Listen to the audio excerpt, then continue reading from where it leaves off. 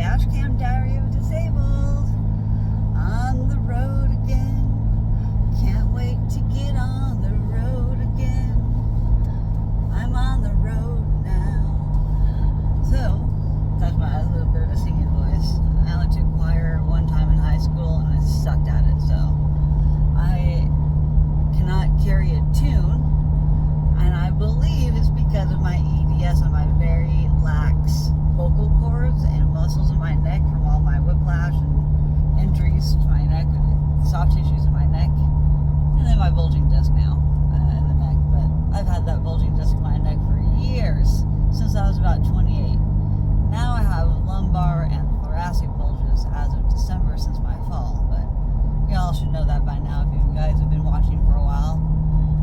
Some of you older subscribers may have watched my older videos. I don't know. Doesn't matter. So I made it to almost the California border last night. I drove from 6 p.m. until 2 a.m. I made stops almost every hour because I could not tolerate much longer than an hour at a time sitting. We'll see how long I can make it today without having to stop because of the pain or, one position for too long. We'll see how it goes. I don't know what's going to happen. Never do. I got to make sure to pay attention to my freaking GPS here. Because I have to turn in 5.3 miles and then I have to make another. And then I'm going to be stopping at 13 miles and I'm going to top off my tank because I'm not sure how far it's going to be before I hit the next one. My friend Charity, the smart one that I talked about in one of my previous videos a few days ago, she had just made this trip not too long ago, within the last year, and she too worried about gas and distances in between with her new vehicle and stuff, and she just the smart cookie that she is, I think she instantly already had a lot of this pre-planned for her own trip, but I told her the max mileage I had between gas stations, potentially, because I don't know the gas mileage exactly with this trailer. Worst case scenario, and the worst gas mileage I've ever gotten was 10 miles per gallon hauling this thing. But that's going through like the Columbia River Gorge where there's lots of crosswind, there's lots of heavy high winds. And I used to go really, really fast because I had to get to and from places, and I had deadlines. I don't have a deadline now, except for,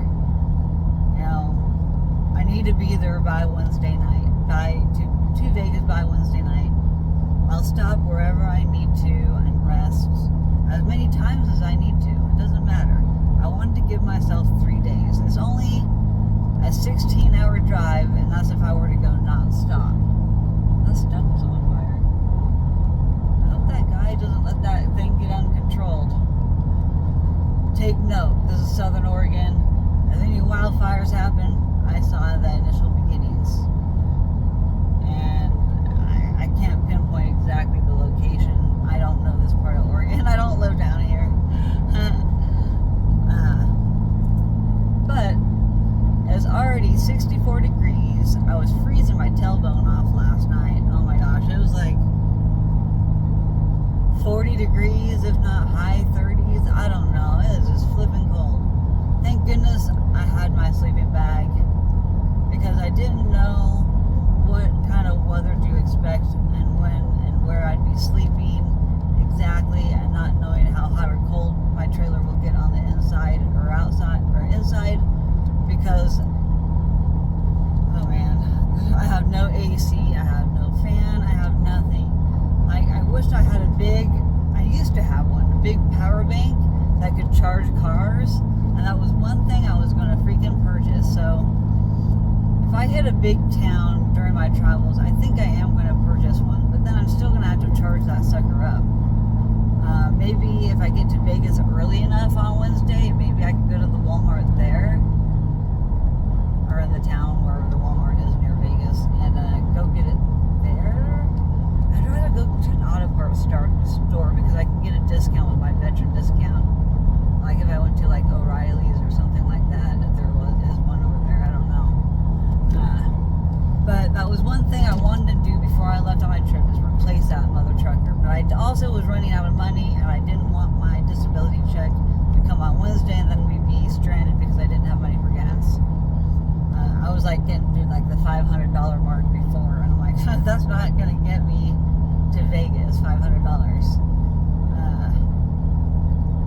I've already had to pay $5.19 in gas, but luckily I just keep topping off. I try not to get under a half a tank, because as soon as it hits like half a tank, the gas just goes like that. Like when it's full, it takes forever for it to leave the full mark. It seems like the first half always goes a lot better than the second half.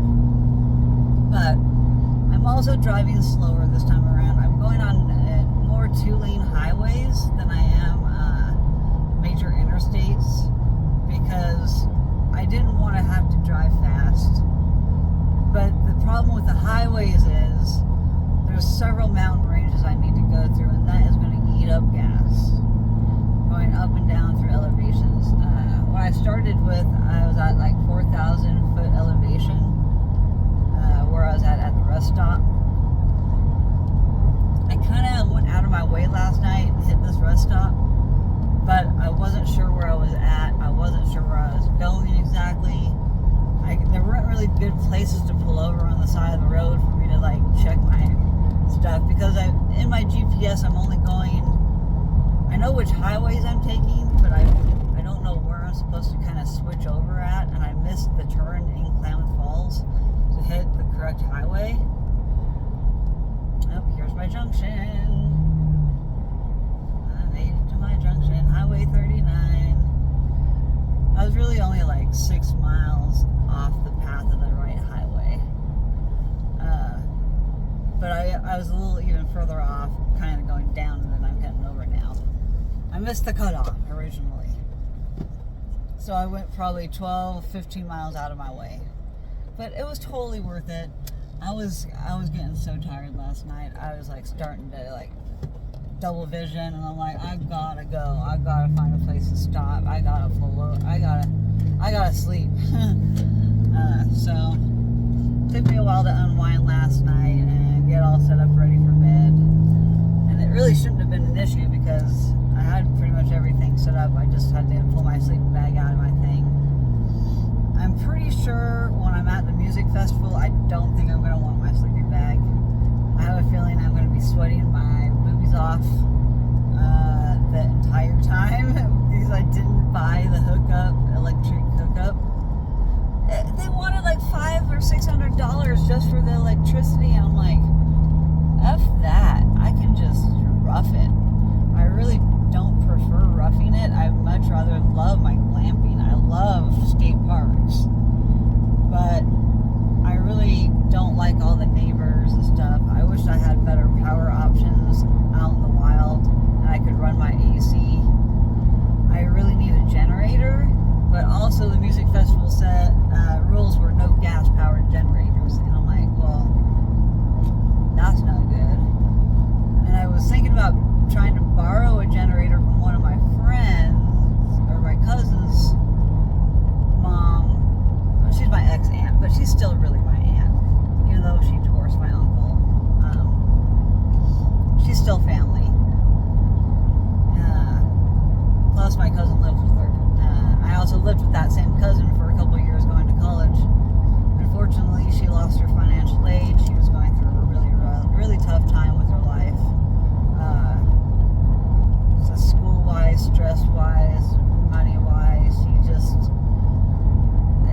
it broke down. And I told her we were going to live together as long as we could, and I would help support us as long as we could. And she's like, I'll pay you back. And we ended up having a little bit of a falling out when we moved out. And it had nothing to do with the financials. But it had everything to do with just her attitude, because it was her. I was taking things too personally. I'm affected by my environment too easily, and I was taking it all too personally, and it had nothing to do with me. It had everything to do with her.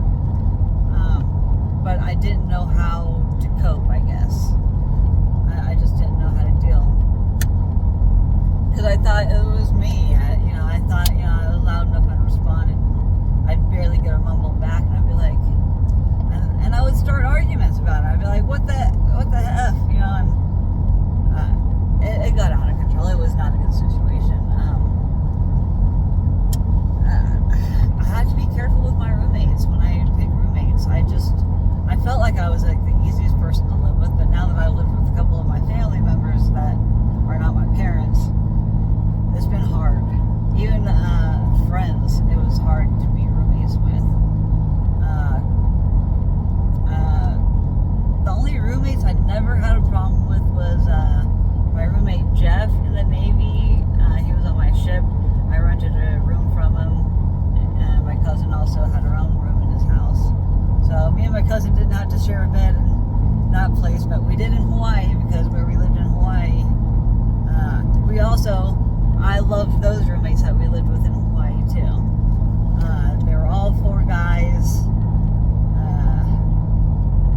and I still talk to Joe, and I still talk to Josh, and I don't really talk to Mark, but he's on my socials, I think, still, unless he got rid of it, or unfriended me, I don't know. I've had a lot of people in my socials get rid of me, or unfriend me, or unfollow me, because I used to post all the time, and so I've recognized that as one of my stems, one of my therapies for myself, because I've always had the crappiest of luck trying to find a therapist for mental health. I've looked, I've tried, I've had 2 or 3, but they all end up abandoning me for some reason, and I don't take it personally. Things happen, and it's not always about me. The world doesn't revolve around me.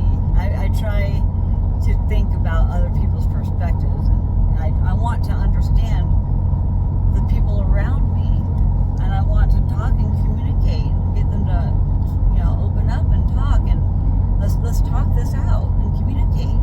But a lot of people don't. A lot of people just want to shut down and isolate, and that's the easiest thing to do, because a lot of times people will feel like they're the burden. They don't want to just be negative all the time, and they don't want to burden and overload or overwhelm the person that they're opening up to. It has a lot to do with like poor self-image. You really don't love yourself. Like it's a lot of that kind of psychology. I've taken some psychology courses. I took sociology, and then all my experiences with different therapies and CBT, DBT, and I really just do well talking. Talk therapy is my thing. Not everybody relates well with every type of therapy. I really caught on with cognitive behavior therapy too, and that really helps with PTSD, because being cognizant of your triggers is the biggest thing. Once you can identify and recognize your triggers, you can kind of navigate and modify certain things to help cope with those triggers when those triggers come up. Find better ways to deal with your feelings that may arise when you're triggered and you're not expecting the trigger to happen. There's breathing techniques, there's stimming techniques, and fidgets. There's all kinds of different techniques that everybody responds differently. Everybody's different. They all have their own way of coping. But a lot of the times people, it's the fight or flight response. You either shut down or you ramp up. I do both. It's the combination. It just depends on the day for me. It depends on my pain levels. It depends on my symptoms. It's just so many variables go into it. I don't even know why I started talking about mental health, but I am having a great time on my road trip, self-reflecting, enjoying my freedom of not having any deadlines, not being anywhere at any certain time, except for the overall, I need to be here by this time. I have a hair appointment at 8 p.m. tomorrow night, so I have a little bit of a deadline, but I have a lot of leeway because I made sure to give myself enough time to try and get there. Oh, man, I need to go 40. Going going through the town. Okay, so I wanted to stop at the one gas station in this town to top off. Please don't be over $5. Please don't be over $5. So I really don't want to get gas in California. I want to avoid it like the plague. The prices are more expensive in California. And even my friend Rick that tried to help me with my taillights, he just got back from Vegas as well. He did other routes because he went to other places like Palm Springs too. So he didn't go this route. He went a different route back. He went the other way. And I'm going to come back a different route as well as the way, instead of this way, the way I came. So I got to get going. It's gas time. So peace out, y'all.